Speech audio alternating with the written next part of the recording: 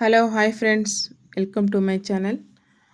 So ಇವತ್ತು ತಮ್ಲೈನ್ ನೋಡಿದ ತಕ್ಷಣ ನಿಮಗೆ ಗೊತ್ತಾಗಿರುತ್ತೆ ಇವತ್ತೇನು ವಿಷಯ ಮಾತಾಡೋಕೆ ಬಂದಿದ್ದೀನಿ ಅಂತಂದರೆ, ನಾನು ಮಾಡಿರೋ ತಪ್ಪನ್ನು ನೀವ್ಯಾರು ಮಾಡಬಾರ್ದು ಅನ್ನೋದಷ್ಟೇ.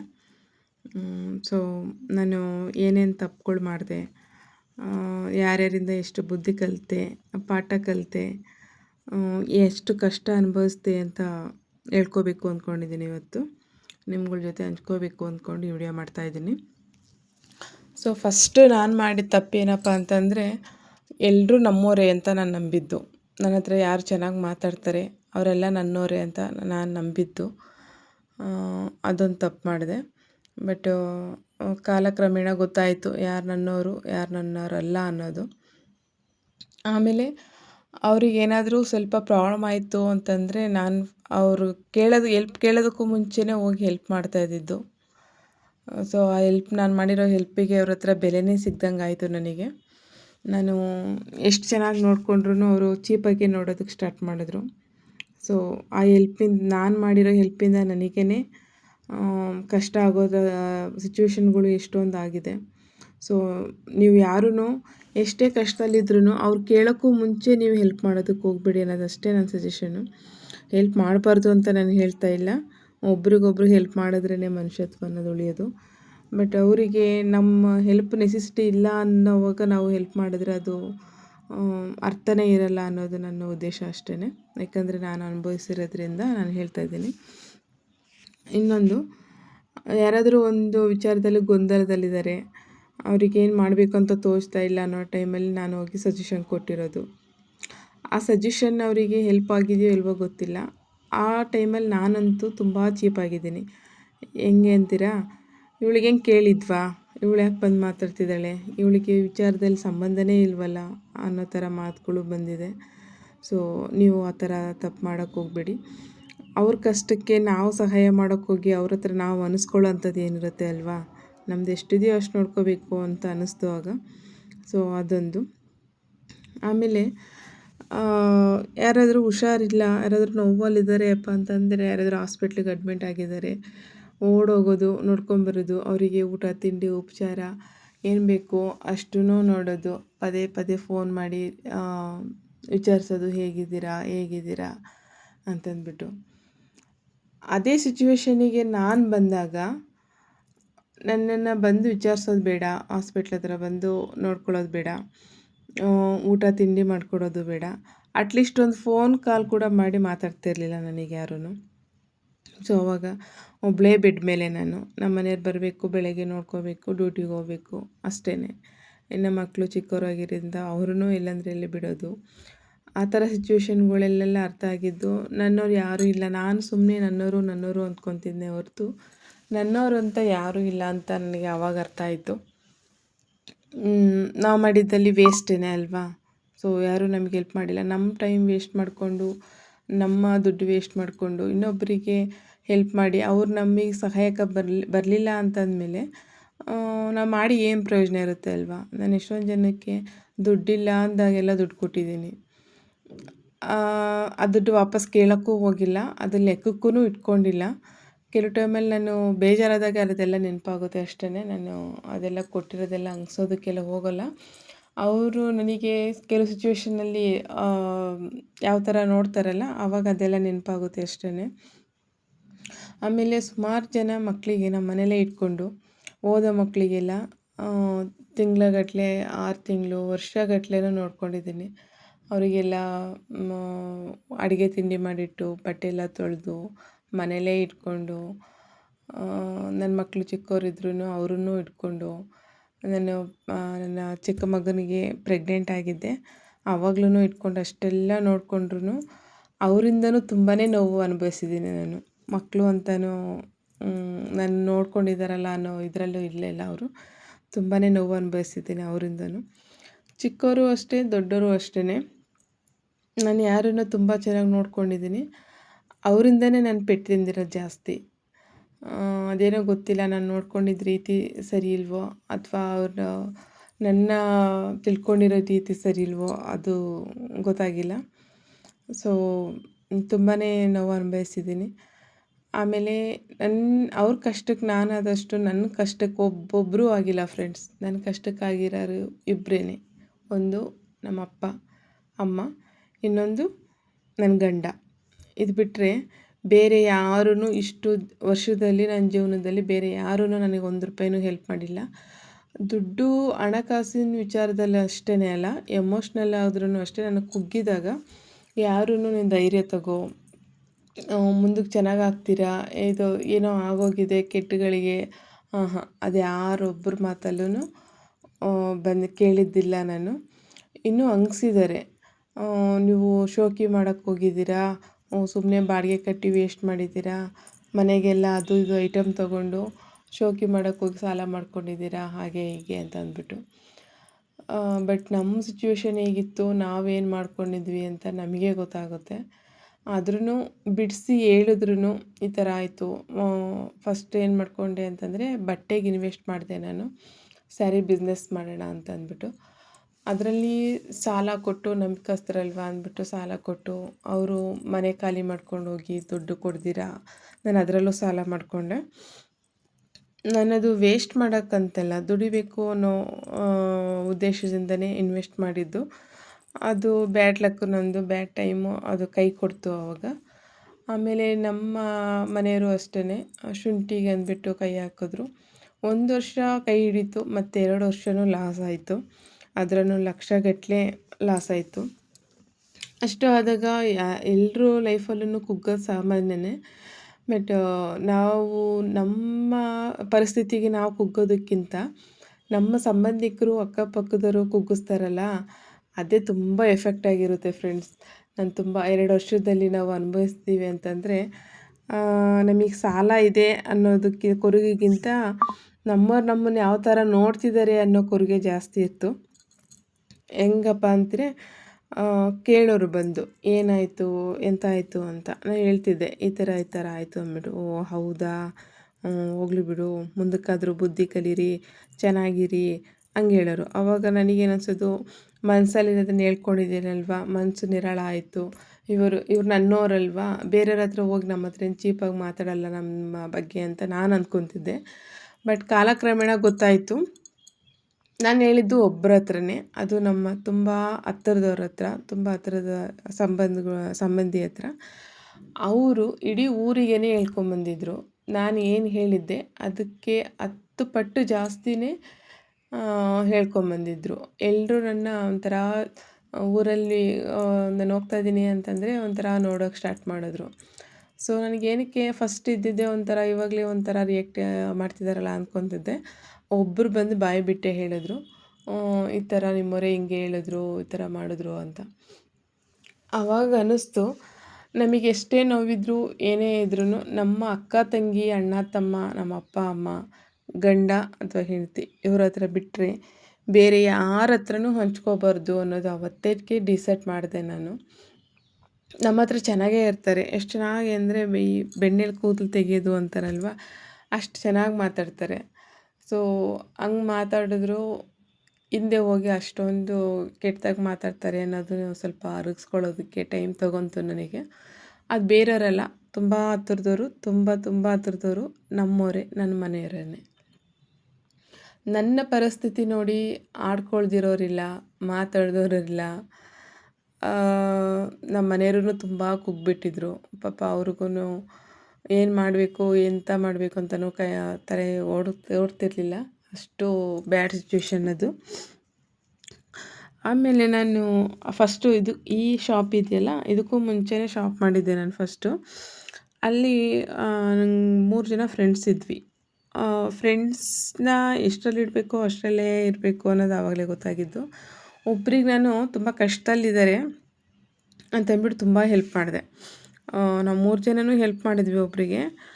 ಬಟ್ ಅವ್ರು ಮಾಡಿದ್ದೇನಪ್ಪ ಅಂತಂದರೆ, ನಮ್ಮ ಹತ್ರ ಹೆಲ್ಪ್ ತಗೊಂಡು ಯಾವಾಗ ಕ್ಲಿಕ್ ಆಯಿತು, ಅವರಿಗೆ ಒಂದು ಸೆಟ್ಲಿಗೆ ಬಂದರು ಅನ್ನೋ ಟೈಮಿಗೆ ನಾನು ಟೈಲರಿಂಗ್ ಹೇಳ್ಕೊಟ್ಟೆ. ಮಿಷಿನ್ ತಂದಿಟ್ಕೊಂಡಿದ್ರು. ಏನು ಬೇಕು ಅಂತ, ಏನು ಮಾಡಬೇಕು ಅಂತ ಗೊತ್ತಾಗ್ತಿರ್ಲಿಲ್ಲ.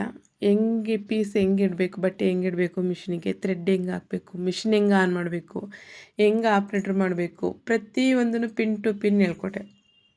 ಫಿನಿಶಿಂಗ್ ಮಾಡೋದು, ಜಿಗ್ಜಾಗು ಫಾಲ್ ಹಾಕೋದು ಎಲ್ಲನೂ ಹೇಳ್ಕೊಟ್ಟೆ. ಅವರು ಕಾಲಕ್ರಮೇಣ ಬರ್ತಾ ಬರ್ತಾ ಏನು ಮಾಡಿದ್ರು ಅಂದರೆ ನನಗೇ ರಿವರ್ಸ್ ಆದರು. ಹೇಗೆ ಅಂದರೆ ನನಗೆ ಬರೋ ಬಟ್ಟೆನ ಅವರೇ ಇಸ್ಕೊಳ್ಳೋ ಥರ ಆ ಥರ ಮಾಡಿಬಿಟ್ರು. ಸೊ ನಾನೂ ಅವಾಗ ಅಷ್ಟು ನಂಬಿದ್ದವಳು ಇಷ್ಟು ಮಾಡಿಬಿಟ್ರಲ್ಲ ಅಂದ್ಬಿಟ್ಟು ಅವಾಗ ಒಂಥರ ಡಿಪ್ರೆಷನ್ಗೆ ಹೋಗ್ಬಿಟ್ಟೆ. ಏನು ಜಗಳ ಮಾಡೋದಕ್ಕೂ ಆಗೋಲ್ಲ, ಏನೂ ಮಾಡೋದಕ್ಕೂ ಆಗೋಲ್ಲ, ನನ್ನದೇ ತಪ್ಪು ಅಲ್ವಾ.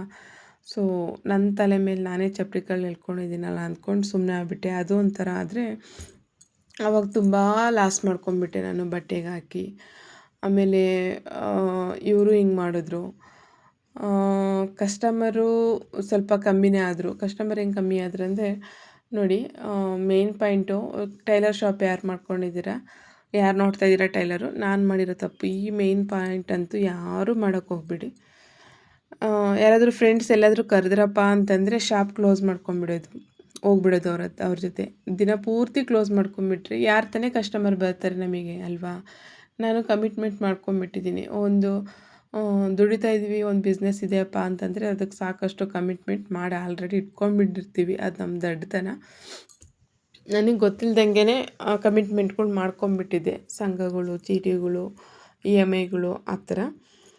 ಸೊ ಕಟ್ಟಬೇಕು ಅಂದರೆ ದಿನಪೂರ್ತಿನ ಅಲ್ಲಿ ಕೆಲಸ ಮಾಡಲೇಬೇಕಾಗುತ್ತೆ. ಬಟ್ ಅದನ್ನು ಮರೆತು ಫ್ರೆಂಡ್ಸ್ ಜೊತೆ ಚೆನ್ನಾಗಿರಬೇಕು, ಚೆನ್ನಾಗಿ ಎಂಜಾಯ್ ಮಾಡಬೇಕು ಅನ್ನೋ ರೀತಿಯಲ್ಲಿ ಏನು ಮಾಡ್ತಿದ್ದೆ, ಎಲ್ಲಿ ಕರೆದ್ರೂ ಹೋಗ್ಬಿಡ್ತಾಯಿದ್ದೆ ದಿನಪೂರ್ತಿ ಶಾಪ್ ಕ್ಲೋಸ್ ಮಾಡಿಕೊಂಡು.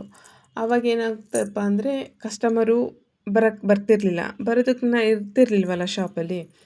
ಸೊ ಕೊಟ್ಟಿರೋ ಬಟ್ಟೆನೂ ಟೈಮಿಗೆ ಕರೆಕ್ಟಾಗಿ ಕೊಡ್ತಿರ್ಲಿಲ್ಲ ಸ್ಟಿಚ್ ಮಾಡಿ. ಹೇಗೆ ಅಂದರೆ ಇರ್ತಿರಲಿಲ್ಲ ಶಾಪಲ್ಲಿ, ಸ್ಟಿಚ್ ಮಾಡೋಕ್ಕೆ ಟೈಮ್ ಇರ್ತಿರಲಿಲ್ಲ. ಹಾಗಾಗಿ ಅದನ್ನು ಆ ಥರನೂ ನಾನು ಲಾಸ್ ಮಾಡ್ಕೊಂಡಿದ್ದೀನಿ ಫ್ರೆಂಡ್ಸ್. ದಯವಿಟ್ಟು ಟೈಲರ್ಸ್ ಯಾರಿದ್ದೀರಿ, ಮನೇಲಿ ಸ್ಟಿಚ್ ಮಾಡೋರಾದ್ರೂ ಅಷ್ಟೇ, ಶಾಪಲ್ಲಿ ಸ್ಟಿಚ್ ಮಾಡೋರಾದ್ರೂ ಅಷ್ಟೇ, ಈ ತಪ್ಪಂತೂ ದಯವಿಟ್ಟು ಯಾರೂ ಮಾಡೋದಕ್ಕೆ ಹೋಗಬೇಡಿ. ಹೆಂಗಿದ್ರು ಸೀಸನ್ ಬಂದೇ ಬರುತ್ತೆ. ಆಷಾಢ ಆ ಟೈಮಲ್ಲಿ ಬೇಕಾದರೆ ನೀವು 1 ದಿನ ಅಲ್ಲ 2 ದಿನ ಕ್ಲೋಸ್ ಮಾಡಿದ್ರೂ ನಡೆಯುತ್ತೆ. ಬಟ್ ಸೀಸನ್ ಟೈಮಲ್ಲೂ ಕ್ಲೋಸ್ ಮಾಡ್ಕೊಂಡು ಹೋದರೆ ನಾವು ನಮ್ಮ ಜೀವನ, ನಮ್ಮ ಬಿಸ್ನೆಸ್ಸು ನಾವೇ ಹಾಳು ಮಾಡ್ಕೊಂಡಂಗೆ. ಸೊ ಅವ್ರು ಯಾರೂ ಬಂದು ನಮಗೆ ಹೆಲ್ಪ್ ಮಾಡಲ್ಲ, ಮತ್ತು ಹೆಲ್ಪ್ ಮಾಡೋದಕ್ಕೆ ಚಾನ್ಸೂ ಇಲ್ಲ. ನಮ್ಮದೇನಿದೆ ಅಷ್ಟು ನಾವು ನೋಡ್ಕೋಬೇಕಾಗುತ್ತೆ. ಅಷ್ಟು ಮಾಡಿದೆ. ಆಮೇಲೆ ಇನ್ನೊಂದು ಏನು ಮಾಡಿದೆ ಅಂದರೆ ನಾನೇನಾದರೂ ಮಾಡಬೇಕು ಅಂತ ಅಂದ್ಕೊಂಡಿದ್ದೀನಿ ಅಂದ್ಕೊಳ್ಳಿ. ಇವಾಗ ಫಾರ್ ಎಕ್ಸಾಂಪಲ್ ಇವಾಗ ಫಸ್ಟ್ ಏನು ಅಂದ್ಕೊತಿದ್ದೆ ಅಂದರೆ ರೆಡಿಮೇಡ್ ಬ್ಲೌಸ್ಗಳು ಹೆಂಗೂ ಸ್ಟಿಚ್ ಮಾಡಿ ಸೇಲ್ ಮಾಡ್ಬೋದಲ್ವಾ ಅನ್ನೋ ರೀತಿಗೆ ಹೇಳ್ಕೊತಿದ್ದೆ ನಾನು. ಪಕ್ಕದಲ್ಲಿರೋರ ಹತ್ರನೇ ಹೇಳ್ಕೊತಿದ್ದೆ. ಸೊ ಈಗ ಮಾಡ್ಬೋದಲ್ವಾ, ಹಂಗೆ ಮಾಡ್ಬೋದಲ್ವಾ ಅಂತಂದ್ಬಿಟ್ಟು ಎಕ್ಸಾಂಪಲ್ಗೆ ಹೇಳ್ತಾ ಇದ್ದೀನಿ ಅಷ್ಟೇ. ಅವ್ರೇನು ಮಾಡೋರು ಅಂದರೆ ಮಾಡು ಅನ್ನೋರು ಎದುರುಗಡೆ. ಆಮೇಲೆ ಹಿಂದೆ ಹೋಗ್ಬಿಟ್ಟು ಅವಳು ಹಂಗೆ ಮಾಡ್ತಾಳಂತೆ ಕಣೆ, ಹಿಂಗೆ ಮಾಡ್ತಾಳಂತೆ ಕಣೆ ಅಂತ ಹೇಳೋರು. ಹಂಗೆ ಮಾಡಿ ಆಮೇಲೆ ಅವರೇ ಬೇರೆ ಕಡೆಯಿಂದ ಬಟ್ಟೆ ತಂದು ಅದು ಸೇಮ್ ರೆಡಿ ಬ್ಲೌಸ್ಗಳು ತಂದು ಸೇಲ್ ಮಾಡೋದಕ್ಕೆ ಸ್ಟಾರ್ಟ್ ಮಾಡಿಬಿಟ್ರು. ಸೊ ಅದು ಫ್ಲಾಪ್ ಆಯಿತು, ಆಯಿತಾ. ಈಗೇ ಎಷ್ಟೊಂದು ವಿಚಾರಗಳು ನಾನು ಮಾಡೋಕ್ಕೂ ಮುಂಚೆ ಹಿಂಗೆ ಮಾಡಬೇಕು ಅಂದ್ಕೊಂಡಿದ್ದೀನಿ, ಹಾಗೆ ಮಾಡಬೇಕು ಅಂದ್ಕೊಂಡಿದ್ದೀನಿ ಅಂತ ಎಲ್ಲರ ಹತ್ರನೂ ಹೇಳ್ಕೊತಿದ್ದೆ. ನಾನು ಇವಾಗ ಕಾರ್ ತೊಗೊಳಕ್ಕೆ ಹೋಗ್ತಾ ಇದ್ದೀವಿ, ಕಾರ್ ಬುಕ್ ಮಾಡಿ ಬಂದಿದ್ದೀವಿ, ಆ ಕಾರ್ ಅಲ್ಲಿಗೆ ಸ್ಟಾಪು, ಎಲ್ಲಿ ಬುಕ್ ಮಾಡಿರ್ತೀವಿ ಅಲ್ಲಿಗೆ ಸ್ಟಾಪು, ಮತ್ತು ಅದು ಆ ಕಾರ್ ಮನೆವರೆಗೂ ಬರೋ ಅಷ್ಟೇ ಇಲ್ಲ. ಏಕೆಂತಂದರೆ ನಮಗೆ ಯಾರು ಹಿತ ಬಯಸ್ತಾರಲ್ವ, ಒಳ್ಳೇದಾಗಲಿ ಅಂತ ಬಯಸ್ತಾರಲ್ವ, ಅವ್ರ ಹತ್ರ ಹೇಳ್ಕೊಳ್ಳಿ. ನಿಮಗೆ ಗೊತ್ತಿರುತ್ತೆ, ಅಪ್ಪ ಅಮ್ಮ, ಅಕ್ಕ ತಂಗಿ, ಅಣ್ಣ ತಮ್ಮಂದಿರು, ನಿಮ್ಮ ಗಂಡ ಹೆಂಡತಿ, ನಿಮ್ಮ ಮಕ್ಕಳು, ಇವ್ರ ಹತ್ರ ಎಷ್ಟು ಬೇಕಾದರೂ ಶೇರ್ ಮಾಡ್ಕೊಳ್ಳಿ. ಇವ್ರು ಬಿಟ್ಟು ಬೇರೆ ಹೊರ್ಗಡೆಯವ್ರ ಹತ್ರ ಏನೂ ಶೇರ್ ಮಾಡ್ಕೊಳ್ಳೋಕ್ಕೆ ಹೋಗ್ಬಾರ್ದು ಫ್ರೆಂಡ್ಸ್. ಯಾಕಂದರೆ ಎಲ್ಲರೂ ನಮ್ಮ ಹಿತ ಬಯಸ್ತಾರೆ ಅಂತ ನಾವು ಅಂದ್ಕೊಳ್ಳೋದು ತಪ್ಪು. ಕಣ್ಣು ಹಾಕ್ಬಿಟ್ರು ಅಂತಂದರೆ ಮುಗೀತು ಅಲ್ಲಿಗೆ. ಅವರು ಅಥವಾ ನೆಗೆಟಿವಾಗಿ ಏನಾದರೂ ಸ್ಟಾರ್ಟಿಂಗಲ್ಲೇ ಮಾತಾಡಿದ್ರು ಅಂತಂದರೆ ನಾವೇ ಡಿಮೋಟಿವೇಷನ್ ಆಗಿಬಿಡ್ತೀವಿ. ಬೇಡವೇನೋ, ಇವ್ರು ಹೇಳ್ತಿರೋದೇ ಸರಿ ಇದೆಯೇನೋ, ಇದು ಮಾಡಬಾರ್ದೇನೋ ಅಂತ ಮನ್ಸಿಗೆ ತೊಗೊಂಡ್ಬಿಟ್ರೆ ಆ ಕೆಲಸ ಆಗೋದೇ ಇಲ್ಲ, ಅಲ್ಲಿಗೆ ಸ್ಟಾಪ್ ಆಗಿಬಿಡುತ್ತೆ. ಅದು ಬರೋದೇ ಇಲ್ಲ. ಅದು ನಮ್ಮ ಏನಿದ್ರು ಮಾತಲ್ಲೇ ಮುಗಿಯುತ್ತೆ ಹೊರತು ಕಾರ್ಯರೂಪಕ್ಕೆ ಬರೋದೇ ಇಲ್ಲ, ಅಲ್ಲಿಗೆ ಸ್ಟಾಪ್ ಅದು. ಹಂಗಾಗ್ಬಿಡುತ್ತೆ. ನಾನು ಎಷ್ಟೊಂದು ಸಲ ಸೈಟ್ ನೋಡೋಕ್ಕೆ ಹೋಗಿದ್ದೀವಿ ಕಣ್ರಿ ಅಂತ ಹೇಳ್ಕೊಂಡು ಬಂದಿದ್ದೀನಿ, ಅದು ಅಲ್ಲಿಗೆ ಸ್ಟಾಪು.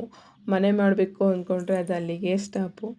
ಅಷ್ಟೆಲ್ಲ ಆಗಿ ಕೊನೆಗೆ ಕಂಪ್ಯೂಟ್ರ್ ಮಿಷಿನ್ ತೊಗೊಳ್ಳೋಣ, ಎಂಬ್ರಾಯ್ಡ್ರಿ ಮಿಷಿನ್ನು. ಯಾಕಂದರೆ ವರ್ಕಿಗೆ ನಾನೇ ತುಂಬ ಹೊರಗಡೆ ಎಲ್ಲ ಕೊಡ್ತಾ ಇರ್ತೀನಲ್ಲ, ಅಂತಂದ್ಬಿಟ್ಟು ತೊಗೊಳ್ಳೋಣ ಅಂದ್ಬಿಟ್ಟು ಪ್ಲ್ಯಾನ್ ಮಾಡಿದೆ. ಸ್ಟಾರ್ಟಿಂಗೆಲ್ಲ ಹೋಗಿ ಬೆಂಗಳೂರಿಗೆಲ್ಲ ಹೋಗಿ ನಾನು, ನಮ್ಮ ತಮ್ಮ, ನಮ್ಮ ಮನೆಯವರು, ಮಕ್ಕಳು ಎಲ್ಲ ಹೋಗಿ ನೋಡ್ಕೊಂಬಂದ್ವಿ. ಇನ್ನೇನು ಬಂತು ಆಗೋಯ್ತು ಅನ್ನೋ ಇದಕ್ಕೆ ನಾನು ಎಲ್ಲರ ಹತ್ರನೂ ಬರ್ತಿದೆ, ನನಗೆ ಕಂಪ್ಯೂಟರ್ ಮಿಷಿನ್ ಬರ್ತಿದೆ, ಎಂಬ್ರಾಯ್ಡ್ರಿ ಮಿಷಿನ್ ಬರ್ತಿದೆ, ತರ್ತಾಯಿದ್ದೀನಿ ಅಂದ್ಬಿಟ್ಟು ಎಲ್ಲರ ಹತ್ರನೂ ಹೇಳ್ಕೊಂಬಂದ್ಬಿಟ್ಟೆ. ಅಲ್ಲಿಗೆ ಫ್ಲಾಪ್ ಅದು. ಎಷ್ಟು ದುಡ್ಡು ಅಡ್ಜಸ್ಟ್ ಆಗಿದ್ರೂ ಅದು ಮತ್ತೆ ತರೋಕ್ಕೆ ಆಗಲಿಲ್ಲ ನನಗೇ ಯಾಕೋ ಬೇಡ ಅನ್ನೋಷ್ಟು ನೆಗೆಟಿವ್ ಆಗೇ ಮಾತಾಡಿಬಿಟ್ರು, ನೆಗೆಟಿವೇ ತುಂಬಿಬಿಟ್ರು. ಅಲ್ಲಿಗೆ ಸ್ಟಾಪ್ ಆಗೋಯಿತು. ಅದು ಬೇಡವೇ ಬೇಡ ಅನ್ನೋಷ್ಟು ಸ್ಟಾಪ್ ಆಗೋಯಿತು. ಮತ್ತು ಇವಾಗ ತೊಗೋಬೇಕು ಅಂತಂದ್ರೂ ಇವಾಗ ನನಗೆ ಅಮೌಂಟ್ ಅಡ್ಜಸ್ಟ್ ಆಗೋಲ್ಲ, ಆ ಟೈಮೂ ಇಲ್ಲ ಇವಾಗ, ಆ ಥರ ಆಗಿಬಿಟ್ಟಿದೆ. ಸೊ ಅದೊಂದು. ಆಮೇಲೆ ನನಗಿವಾಗ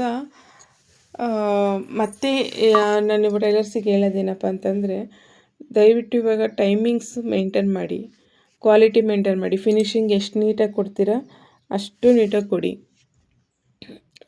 ನಾನು ಮಾಡಿರೋ ಫ್ರೆಂಡ್ಸ್ ಸರ್ಕಲ್ ಯಾರಿದ್ರು ಅವ್ರಿಗೆ ಎಲ್ರಿಗೂ ನಾನು ಹೇಳ್ತಾ ಇಲ್ಲ. ಒಬ್ಬರು ಇಬ್ಬರು ಮಾಡಿರೋದ್ರಿಂದ ಎಲ್ರಿಗೂ ದೂರೋದು ತಪ್ಪಾಗುತ್ತೆ. ಸೊ ನೀವು ಫ್ರೆಂಡ್ಸ್ ಮಾಡ್ಕೊತೀರಾ, ಮಾಡ್ಕೊಳ್ಳಿ. ಫ್ರೆಂಡ್ಸನ್ನ ಎಷ್ಟರಲ್ಲಿರ್ಬೇಕಾ ಅಷ್ಟರಲ್ಲೇ ಇಡಿ. ಅವ್ರಿಗೆ ಏನು ನೆಸೆಸಿಟಿ ಇದೆ ಅವ್ರು ಕೇಳ್ಕೊತಾರ, ಅವ್ರಿಗೆ ಎಷ್ಟು ನಾವು ಹೆಲ್ಪ್ ಮಾಡ್ಬೋದು ಸಾಧ್ಯವಾದಷ್ಟು ಹೆಲ್ಪ್ ಮಾಡೋದು ಬೇಡ ಅಂತ ಹೇಳಲ್ಲ. ನಮಗೆ ನಾವೇ ಮೋಸ ಮಾಡಿಕೊಂಡು ಮೋಸ ಆಗುತ್ತೆ ಅಂತ ಗೊತ್ತಿದ್ರೂ ಹೆಲ್ಪ್ ಮಾಡೋವಂಥ ಅವಶ್ಯಕತೆ ನಮಗಿರಲ್ಲ. ಯಾಕಂದರೆ ಮುಂದೊಂದು ದಿನ ಆ ಹೆಲ್ಪಿಂದನೇ ನಮಗೆ ಹೊಡ್ತ ಬಿತ್ತು ಅಂತಂದರೆ ಅದು ನೋವು ಅನುಭವಿಸೋರು ನಾವೇ, ಅವರು ಬರಲ್ಲ. ಯಾರು ನಮ್ಮಿಂದ ಹೆಲ್ಪ್ ತೊಗೊಂಡಿರ್ತಾರಲ್ಲ ಅವರು ಕೂಡ ಕಲ್ಲು ಹಾಕ್ತಾರೆ ನಮಗೆ. ನಾವು ಹಳ್ಳಕ್ಕೆ ಬಿದ್ವಿ ಅಂತಂದರೆ ಎಲ್ಲರ ಜೊತೆ ಸೇರಿಕೊಂಡು ಒಂದು ಕಲ್ಲು ಎಕ್ಸ್ಟ್ರಾನೇ ಹಾಕ್ತಾರೆ ಅಂತ ಹೇಳ್ಬೋದು. ಇದು ನನ್ನ ಅನುಭವದ ಮಾತು, ನಾನು ಅನುಭವಿಸಿದ್ದೀನಿ. ನಾನಿವಾಗ ಮಾತಾಡ್ಸೋಕೆ ಹೋಗ್ತಿಲ್ಲ ಅವ್ರನ್ನ. ಸೊ ಫ್ರೆಂಡ್ಸ್ ಮಾಡ್ಕೊಳ್ಳಿ. ಫ್ರೆಂಡ್ಸ್ ಅಂತಲೇ ಹೇಳಲ್ಲ ನಾನು, ಸಂಬಂಧಿಕರಲ್ಲೂ ಇದ್ದಾರೆ. ನಾವೊಂದು ಬೆಳೀತಾ ಇದ್ದೀವಿ, ನಾವು ಚೆನ್ನಾಗಿದ್ದೀವಿ ಅಂತಂದರೆ ನಮ್ಮನ್ನು ತುಳಿಯೋರು ತುಂಬ ಜನ ಇರ್ತಾರೆ ಫ್ರೆಂಡ್ಸ್. ಸಂಬಂಧಿಕರಲ್ಲಿ ಅನ್ನೋದಕ್ಕಿಂತ ಮನೆಯಲ್ಲೇ ಇರ್ತಾರೆ. ಎಷ್ಟು ಸಾಧ್ಯನೋ ಅಷ್ಟು ಅಪವಾದನೆ ಹಾಕೋದಕ್ಕೂ ನೋಡ್ತಾರೆ, ಎಷ್ಟು ಕುಗ್ಸೋಕ್ಕೆ ಸಾಧ್ಯನೋ ಅಷ್ಟು ಕುಗ್ಸೋದಕ್ಕೂ ನೋಡ್ತಾರೆ. ಅದೆಲ್ಲ ಮೆಟ್ಟು ನಿಂತಾಗಲೇ ಒಂದು ಜೀವನ ಅರ್ಥ ಆಗೋದು. ಅವೆಲ್ಲ ತಪ್ಪು ಮಾಡಿದಾಗ್ಲೇ ನಾವು ನೆಕ್ಸ್ಟ್ ಈ ತಪ್ಪು ಮಾಡಬಾರ್ದು ಅಂತ ನಮಗೆ ಗೊತ್ತಾಗೋದು. ತಪ್ಪು ಮಾಡದೇ ಇರೋರು ಯಾರೂ ಇಲ್ಲ, ಬಟ್ ತಿದ್ಕೊಳ್ಳೋದಕ್ಕೆ ಕಾಲಾವಕಾಶನೂ ಬೇಕು. ಆ ಥರ ತಪ್ಪು ಮಾಡಿದ್ದೀವಿ, ನಾವು ಕೆಟ್ಟ ಸಿಚುವೇಶನಿಗೆ ಬಂದುಬಿಟ್ಟಿದ್ದೀವಿ ಅಂದ ತಕ್ಷಣ ನಾವು ಏನಾದರೂ ಮಾಡ್ಕೊಂಬಿಡೋಣ, ಎಲ್ಲಾದರೂ ಹೋಗ್ಬಿಡೋಣ, ಆ ಥರ ಕೆಟ್ಟ ನಿರ್ಧಾರ ಅದಕ್ಕಂತ ಮಾಡೋದಕ್ಕೆ ಹೋಗಬೇಡಿ. ಯಾಕಂದರೆ ನಮಗಂತೂ ಒಂದು ಫ್ಯಾಮಿಲಿ ಇರುತ್ತೆ. ಬೇರೆಯವರಿಂದ ನಾವು ನಮ್ಮ ಜೀವನ ಕಳ್ಕೊಂಡ್ರೆ ನಮಗೆ ನಾವು ಮೋಸ ಮಾಡ್ಕೊಳ್ಳೋದಕ್ಕಿಂತ ನಮ್ಮನ್ನು ಯಾರು ನಂಬ್ಕೊಂಡಿರ್ತಾರಲ್ಲ ಅವ್ರಿಗೆ ನಾವು ಮೋಸ ಮಾಡ್ದಂಗೆ ಆಗುತ್ತೆ. ಸೊ ನಾವು ಮಾಡಿರೋ ತಪ್ಪಿಗೆ ಬೇರೆಯವರೆಲ್ಲ ಏನಕ್ಕೆ ಶಿಕ್ಷೆ ಅನುಭವಿಸ್ಬೇಕಲ್ವ? ಮಕ್ಕಳಿರ್ತಾರೆ, ಗಂಡ ಇರ್ತಾರೆ, ಹೆಂಡತಿ ಇರ್ತಾರೆ, ಅಪ್ಪ ಅಮ್ಮ ಇರ್ತಾರೆ. ಸೊ ಅವರಿಗೆಲ್ಲ ನೋವು ಕೊಡೋದು ಎಷ್ಟರ ಮಟ್ಟಿಗೆ ಸರಿ ಅಲ್ವಾ? ನಾನು ಸುಮಾರು ಟೈಮ್ ಯೋಚನೆ ಮಾಡಿರೋದುಂಟು ಆ ಥರ ಮಾಡ್ಕೋಬೇಕು ಅಂತ. ಆವಾಗ ನನಗೆ ನೆನಪಾಗಿದ್ದು ಅದೇ, ಅಪ್ಪ ಅಮ್ಮ, ತಮ್ಮಂದಿರು, ನನ್ನ ಮಕ್ಕಳು, ನನ್ನ ಗಂಡ, ಅವ್ರೇನು ತಪ್ಪು ಮಾಡಿದ್ದಾರೆ, ಅವ್ರಿಗೆ ಏನಕ್ಕೆ ಶಿಕ್ಷೆ ಕೊಡಬೇಕು ಅಲ್ವಾ? ನಾವು ಮಾಡಿರೋದನ್ನು ನಾವೇ ಅನುಭವಿಸೋಣ, ಸರಿ ಮಾಡ್ಕೊಳ್ಳೋಣ. ಯಾವುದೇ ತಪ್ಪು ಮಾಡಿದ್ರೂ ಅದು ಸರಿ ಮಾಡ್ಕೊಳ್ಳೋಷ್ಟು ಕೆಪಾಸಿಟಿ ನಮಗಿದ್ದೇ ಇರುತ್ತೆ. ಅದಕ್ಕೊಂದು ಸಿಚುವೇಶನ್ ಅನ್ನೋದು ನಾವೇ ಕ್ರಿಯೇಟ್ ಮಾಡ್ಕೋಬೇಕಾಗುತ್ತೆ. ಅದಕ್ಕೆ ದಾರಿನೂ ನಾವೇ ಹುಡ್ಕೋಬೇಕು. ನಮ್ಮ ಜೀವನ ಹಾಳು ಮಾಡ್ಕೊಳ್ಳೋದು, ಸರಿ ಮಾಡ್ಕೊಳ್ಳೋದು ಅದೆಲ್ಲ ನಮ್ಮ ಕೈಯಲ್ಲೇ ಇರುತ್ತೆ ಫ್ರೆಂಡ್ಸ್. ದಯವಿಟ್ಟು ಯಾರೂ ನಾನು ಮಾಡಿರೋ ತಪ್ಪನ್ನು ಮಾಡೋಕ್ಕೆ ಹೋಗಬೇಡಿ. ಒಂದೊಂದು ರೂಪಾಯಿನೂ ಕೂಡಿಸಿಡೋಂಥದ್ದು ಯಾರಾದರೂ ದಾರಿ ಇದ್ದರೆ ಅದನ್ನೇ ನೋಡಿ, ಕಳಿಯೋ ದಾರಿ ಅಂತೂ ನೋಡೋಕ್ಕೆ ಹೋಗಬೇಡಿ. ಯಾಕಂದರೆ ನಾನು ಕಳೆದಿರೋ ಅಷ್ಟು ದುಡ್ಡು ಇವಾಗ ನನ್ನ ಕೈಯಲ್ಲಿ ಇದ್ದಿದ್ರೆ ಬಾಡಿಗೆ ಕಟ್ಟೋ ಸಿಚುವೇಷನಲ್ಲಿ ನಾವು ಇರ್ತಿರಲಿಲ್ಲ. ಒಂದು ಮನೆ ಮಾಡಿಕೊಂಡು ಅದೇ ಇದಕ್ಕೆ EMI ಕಟ್ಟಿದ್ದಿದ್ರೆ ಎಷ್ಟೊತ್ತಿಗೆ ಮನೆ ನಮ್ಮ ಕೈಯಲ್ಲಿ ಇರ್ತಿತ್ತು. ಸೊ ನಾನು ಮಾಡಿರೋ ತಪ್ಪನ್ನು ದಯವಿಟ್ಟು ಯಾರೂ ಮಾಡೋಕ್ಕೆ ಹೋಗಬೇಡಿ. ಇವತ್ತಿನ ವಿಡಿಯೋ ನಮಗೆ ಇಷ್ಟ ಆಗಿದ್ರೆ ಪ್ಲೀಸ್ ಸಬ್ಸ್ಕ್ರೈಬ್ ಮಾಡಿ, ಲೈಕ್ ಮಾಡಿ, ಶೇರ್ ಮಾಡಿ. ಹಾಗೆಯೇ ನಿಮ್ಮ ಲೈಫಲ್ಲೂ ಈ ಥರ ಯಾವುದಾದ್ರೂ ಸಿಚುವೇಶನ್ನು ನೀವು ಫೇಸ್ ಮಾಡ್ತಾಯಿದ್ರೆ ದಯವಿಟ್ಟು ಕಮೆಂಟ್ ಸೆಕ್ಷನಲ್ಲಿ ಕಮೆಂಟ್ ಮಾಡಿ. ಮತ್ತೆ ಪದೇ ಪದೇ ಹೇಳ್ತಾ ಇದ್ದೀನಿ ಅಂತ ಯಾರು ಏನು ಅಂದ್ಕೋಬೇಡಿ. ಪ್ಲೀಸ್ ದಯವಿಟ್ಟು ನಾನು ಮಾಡಿರೋ ತಪ್ಪನ್ನು ಯಾರು ಮಾಡೋಕ್ಕೆ ಹೋಗಬೇಡಿ. ಯಾರಿಗೆ ಎಷ್ಟು ಬೇಕೋ ಅಷ್ಟನ್ನೇ ಮಾಡಿ, ನಿಮಗೆ ಇಟ್ಕೊಂಡು ಬಾಕಿಯವ್ರಿಗೆ ಮಾಡಿ ಅಂತ ನಾನು ಹೇಳೋಕ್ಕೆ ಇಷ್ಟಪಡ್ತೀನಿ ಫ್ರೆಂಡ್ಸ್. ಇವತ್ತಿನ ವಿಡಿಯೋ ತುಂಬ ಫುಲ್ಲು ನೋಡಿದ್ದಕ್ಕೆ ತುಂಬ ತುಂಬ thanks. Thank you so much. Thank you.